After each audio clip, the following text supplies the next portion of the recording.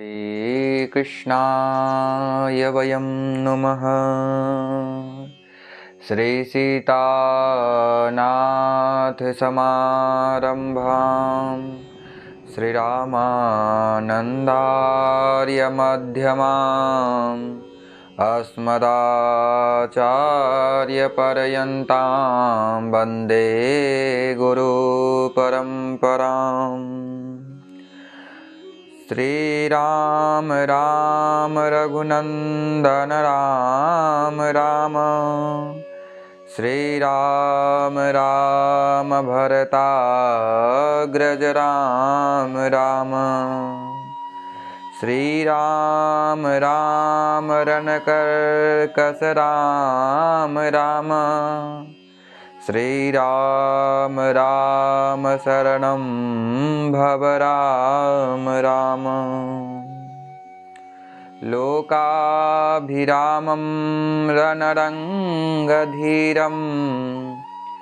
राजीवनेत्रं रघुवंशनाथं, कारुण्यरूपं करुणाकरं तं श्रीरामचन्द्रं शरणं प्रपद्ये। बोले सद्गुरुदेव भगवान की जय।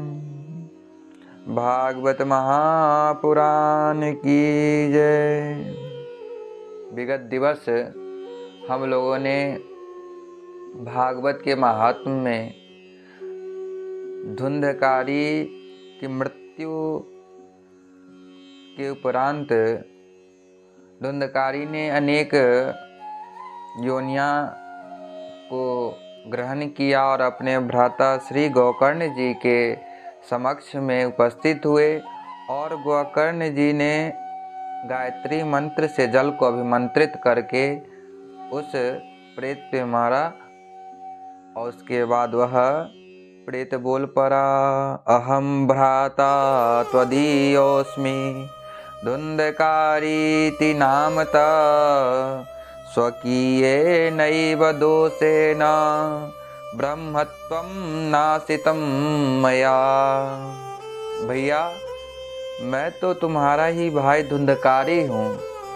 मैं अपने ही दोषों के कारण आज ब्रह्मत्व को समाप्त करके आज भयंकर प्रेत बनकर भटक रहा हूँ। भैया, कितने पाप किए, कितने दुष्कर्म किए, इसको कोई गिनती नहीं कर सकता। उन पापों का परिणाम यही है कि आज प्रेत बना भटक रहा हूँ। केवल वायु के आकार में मैं इधर से उधर भटक रहा हूँ। बहुत सारा कष्ट भोगना पड़ रहा। हो बंधो कृपा सिंधो भ्रातृमासु मोचयः।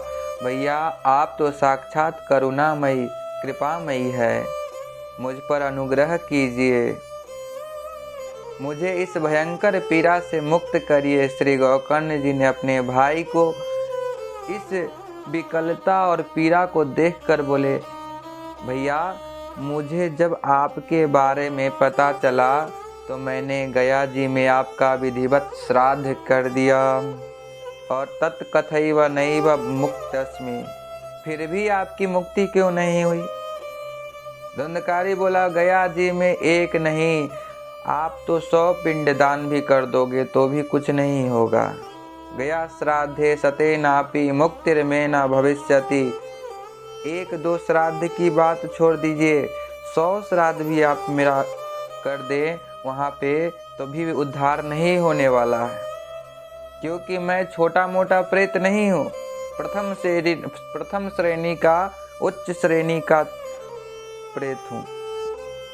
मेरे जैसे ब्रह्म महाप्रेतों को ऐसे उद्धार नहीं होने वाला है। श्री गोकर्ण जी ने पूछा, भैया और क्या किया जाए जिससे आपकी उद्धार हो जाए? धुंधकारी ने उत्तर दिया, अब तो यह बात आप ही सोचिए, आप ही विचारिए, आप ही पंडित है, आप ही ज्ञानी है, मैं क्या बताऊं, मैं तो प्रेत बन गया। श्री गोकर्ण जी बोले, हम तुम्हारे कल्याण के बारे में सूर्य उदय होते ही सोचेंगे जरूर। आश्वासन प्राप्त करके धुंधकारी अदृश्य हो गया। रात भर चिंता के मारे श्री गोकर्ण जी की नींद नहीं आई और बार बार सोच रहे थे कि अपने भाई का कल्याण कैसा, कि कौन सा ऐसा उपाय है, कौन सा ऐसा मार्ग है जिससे करने से मेरा भाई धुंधकारी प्रेत योनि से मुक्त हो जाए।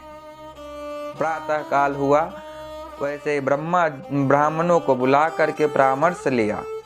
जब कोई कुछ भी निर्णय करने की स्थिति में नहीं रहा, तब श्री गोकर्ण जी महाराज ने अंत में श्री सूर्य भगवान को स्मरण किया। तुभ्यं नमो जगत साक्षिन् ब्रूहि मे मुक्ति हेतुकम।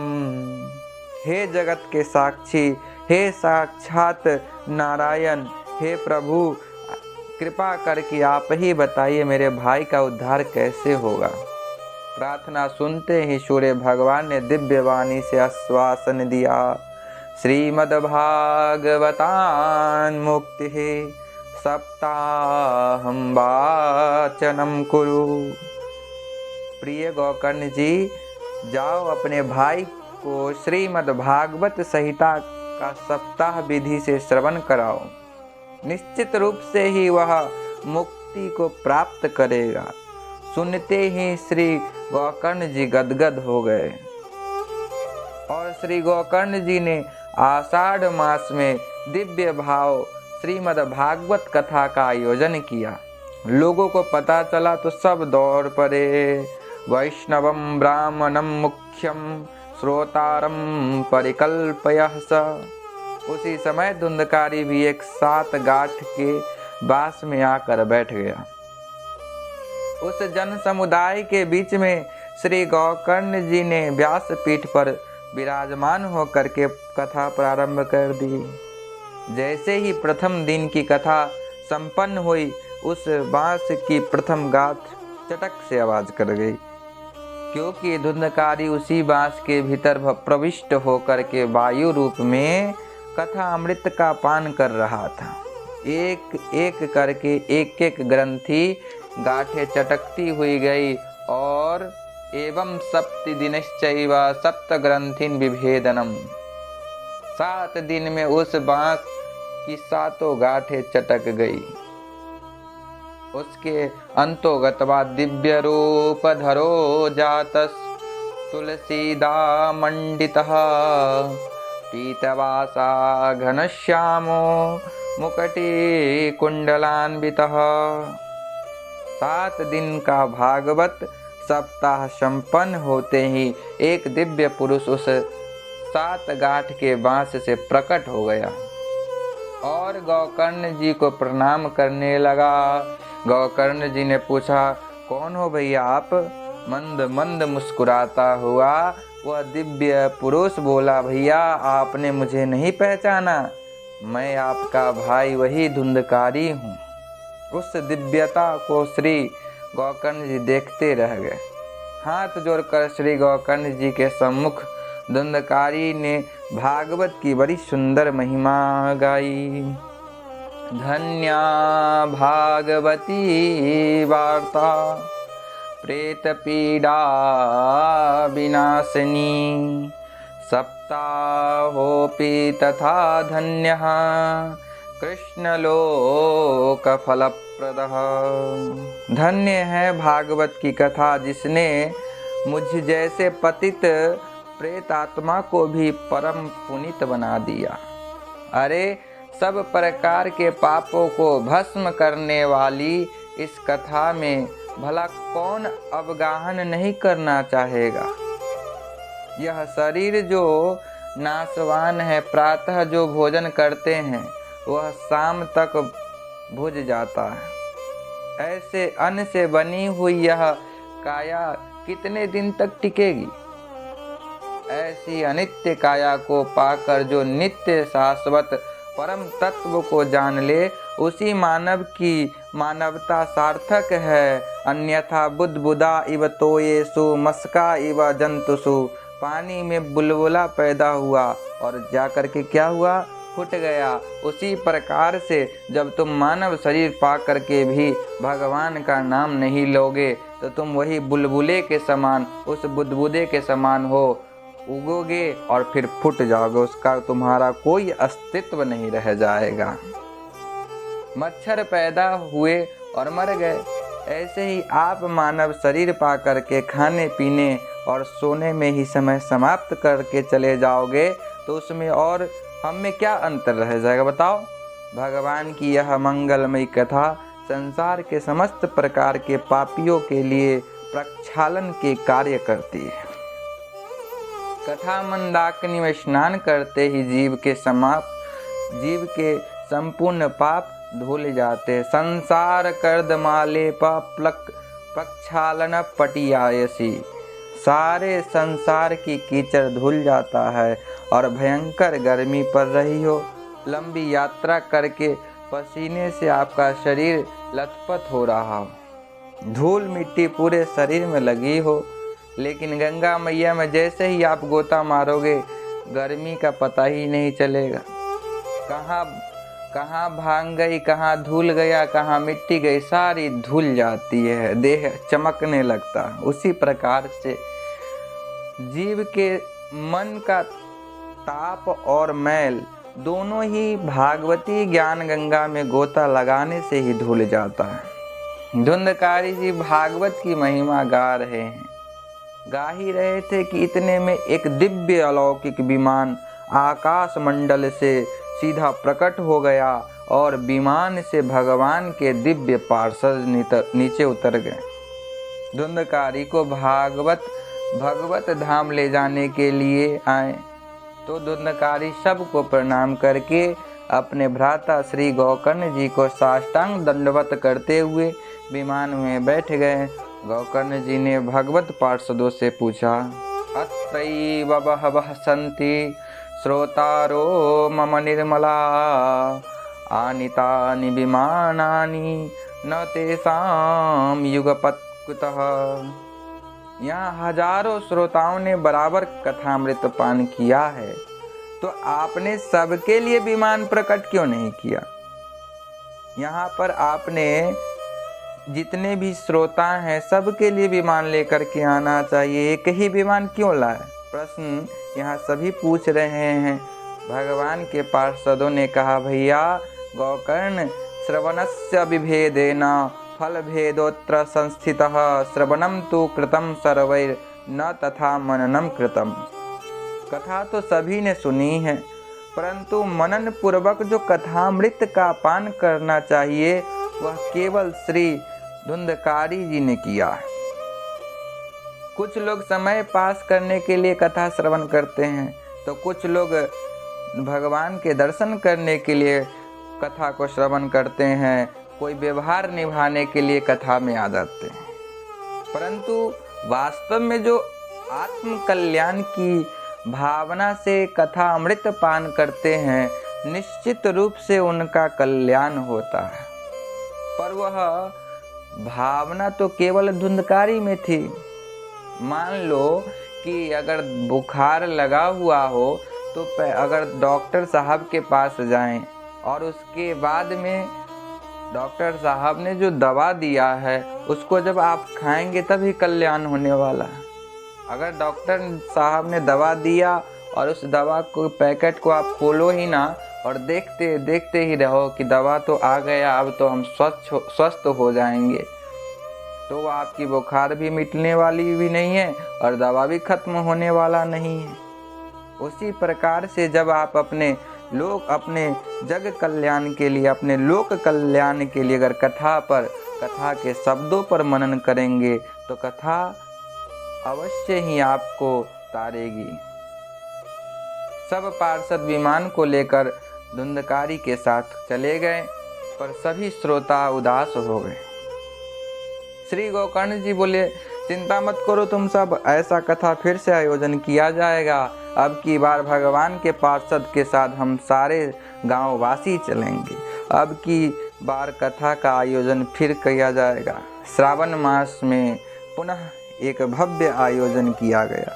अब की बार श्रोतागण इतने सावधान थे अब की बार चूक ना हो जाए। सारे अपने आप में बात कर रहे हैं, भैया हमसे कोई बात ना करना, हमें तो अब कथा सिर्फ और सिर्फ इसे संसार से मुक्ति के लिए श्रवण करना है। सारे श्रोता अपने में सजग हैं कि अब की बार तो हमें धुंधकारी की तरह कथा श्रवण करना है। और इसे संसार के पुनरपि जननम पुनरपि मरणम ऐसा जो भाव है, इस नरक से, जो इस मृत्यु लोक से हमें कल्याण करना है अपने आप को, और भगवान के चरणों में जगह पाना है। तो गोकर्ण जी ने जब सप्ताह संपन्न किया तो जितने श्रोता थे उतने ही विमान प्रकट हो गए। स्वयं भगवान श्री कृष्ण प्रकट होकर के श्री गोकर्ण जी को हृदय में लगा लिया। अयोध्यावासिनः पूर्वं यथा रामेण संगता तथा कृष्णेन ते गीता गोलोकम योगी दुर्लभम।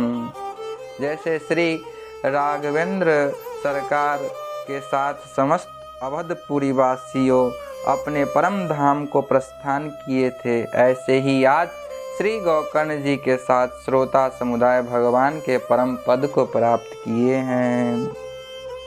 सनकादि कहते हैं, अब बताइए नारद जी, आप कह रहे थे कि कैसे कैसे पापी तर सकते हैं, तो बताओ धुंधकारी जैसा प्रथम श्रेणी का महापापी जो प्रेत योनि में पड़ा हुआ था, वह भी कथा अमृत पान करके परम पावन बन गया, तो छोटे मोटे पापी तर जाएं तो कौन सा आश्चर्य की बात है। देव ऋषि नारद सुनकर गदगद हो गए और बोले, महाराज एक अंतिम प्रश्न और कर रहा हूँ। भागवत कथा अमृत पान करने के नियम और विधि क्या है? कथा करवाने में खर्चा कितना आएगा? शनकादियों ने सबसे पहला यही नियम बताया। प्रायः लोग यही ज़्यादा पूछते हैं कि महाराज कथा करवाने का मन तो बहुत होता है, पर इसमें खर्चा कितना आता है? तो वही खर्चा शनकादियों ने सबसे पहले बताया। विवाहे यादृशं वित्तं तादृशं परिकल्पयेत्। जैसे हम बेटी का विवाह की तैयारी धूमधाम से अपनी सामर्थ्य के अनुसार करते हैं, ऐसे ही भागवत का समारोह अपने समयानुसार भव्य दिव्य और बृहद करना चाहिए। जैसे बेटी के विवाह में कितना खर्चा है ये पूछा जाए तो कोई बता सकता है क्या? हर व्यक्ति अपनी सामर्थ्य के अनुसार से बेटी का विवाह करता है। धनवान पुत्र की पुत्री हो तो वह ज़्यादा खर्चा करता है, और किसी गरीब बाप की बेटी हो तो उसमें कम खर्चा होता है, लेकिन विवाह तो हो करके ही रहता है। उसी प्रकार अगर आपको भाव है और आप कथा सिर्फ पैसे के धन के वजह से नहीं करवा रहे हैं, तो ये सिर्फ और सिर्फ बहाना है। क्योंकि हर व्यक्ति भगवान की कथा को श्रवण कर सकता है, हर व्यक्ति करवा सकता है। सिर्फ और सिर्फ आपका भाव सही और पवित्र होना चाहिए, और भगवान ही जो है भाव के भूखे हैं। तो कथा आपके भाव से होगा। और धन के बारे में सोचते सोचते तो बहुत सारे अमीर जो हैं अमीर होते जा रहे हैं, लेकिन कथा जो है वो उनके करवाने की सामर्थ्य नहीं है। तो कोई अपनी बेटी का विवाह थोड़े में कर लेता, कोई बहुत ज़्यादा करता है। तो ऐसे ही अपनी सामर्थ्य के अनुसार भागवत का समारोह भव्य दिव्य करना चाहिए, महोत्सव मनाना चाहिए। यदि सकाम अनुष्ठान किया तो किसी देव यज्ञ बहुत बढ़िया मुहूर्त पूछना चाहिए। यदि निष्काम भाव से केवल भगवत प्रीति प्राप्ति के लिए कथा सुनी है तो मुहूर्त का कोई महत्व नहीं है। जब मन आवे तब सुनो, बढ़िया सुंदर व्यासपीठ का निर्माण करो। किसी वैष्णव साधु पुरुष वक्ता को ही व्यासपीठ पर बैठाओ जो समझाने में कुशल हो। विरक्तो वैष्णवो विप्रो वेदशास्त्र विशुद्धकृत दृष्टांत कुशलो धीरो वक्ता कार्योति निस्पृह। कम से कम 5 ब्राह्मणों का वरण करो, अर्थात उन्हें संकल्पित कराओ जो 12 अक्षर मंत्र ओम नमो भगवते वासुदेवाय का जप करते रहे, ताकि कथा में विघ्न बाधा ना आवे। क्योंकि भगवान की कार्य में या कोई भी आप अच्छा कार्य करो तो उसमें कोई न कोई किसी न किसी रूप में विघ्न तो करता ही है। लगवा हार सुखा वह, थोड़ा भोजन करो ताकि कथा में कोई विक्षेप ना हो, और जैसा शरीर हो तदनुसार व्रत लेवे। भोजनम तु बरम मन्ये कथा श्रवणकारकम, नोपवासो बरः प्रोक्तः कथा विघ्न करो यदि।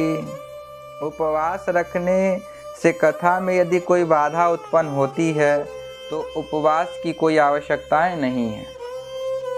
प्रेम से भोजन करके आए, और लक्ष्य यही है कि कथा में जैसे जैसे प्रीति सुने, जितना आनंद आवे वैसा ही शरीर के सामर्थ्य के अनुसार नियम ले, ना कि आप भूखे प्यासे बैठे हों और विचार करते रहे कि कथा कब संपन्न होगा, कथा कब संपन्न होगा कि भरपेट भोजन हो। तो आप तो कथा मंडप में व्यासपीठ के नीचे बैठे हुए हैं, लेकिन आपका मन जो है उस भोजन का चिंतन कर रहा है, और जब भोजन का चिंतन होगा तो आपसे भजन नहीं होगा, और भजन नहीं होगा तो आपका कल्याण नहीं होगा। अगर आपका शरीर भर पेट खाने के बाद में अगर भजन करता है तो उसे खिला करके ही भजन करवाइए। कहने का मतलब यही है। वक्ता में साक्षात श्री सुखदेव जी का दर्शन करें। सुखरूपम प्रबोधज्ञ सर्वशास्त्र विशारद, एतत् कथा प्रकाशेन मदज्ञानम विनाशयः।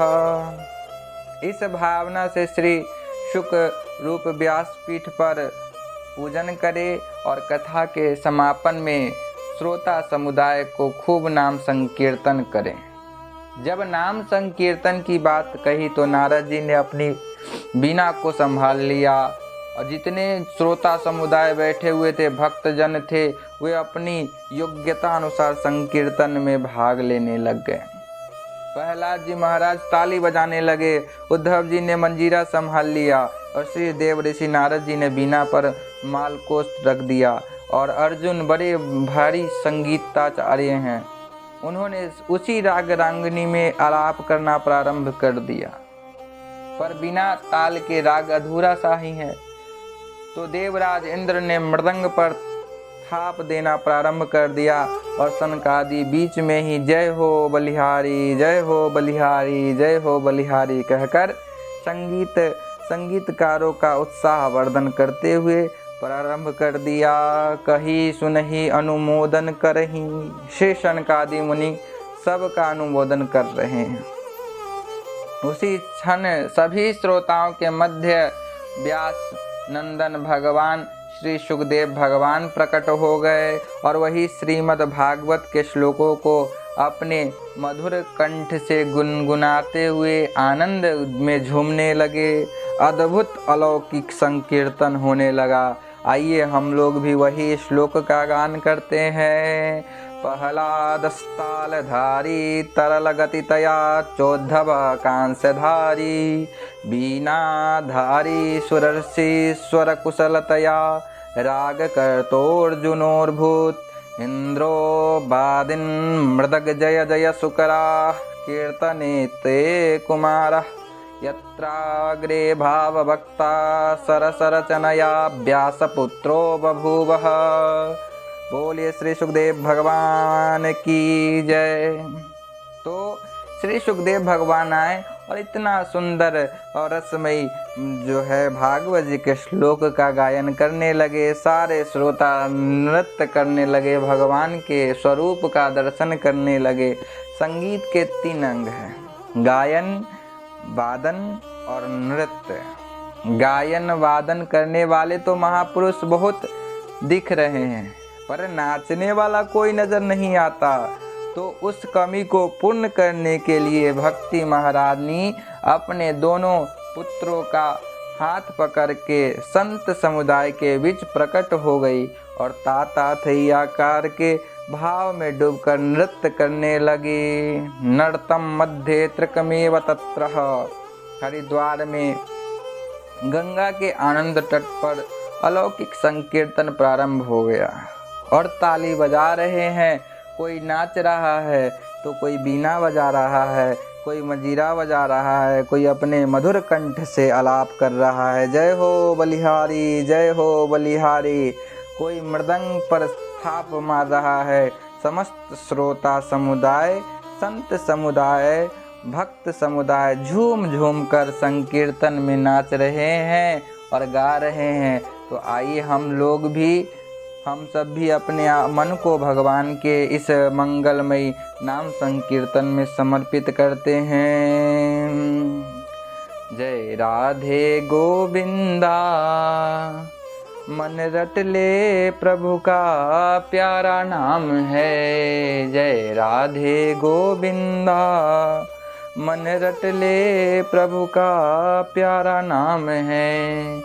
गोपाला हरि का प्यारा नाम है। जय राधे गोविंदा, मन रट ले हरि का प्यारा नाम है। जय राधे गोविंदा, मन रट ले हरि का प्यारा नाम है। नंद लाला हरि का प्यारा नाम है। जय राधे गोविंदा, मन रट ले हरि का प्यारा नाम है।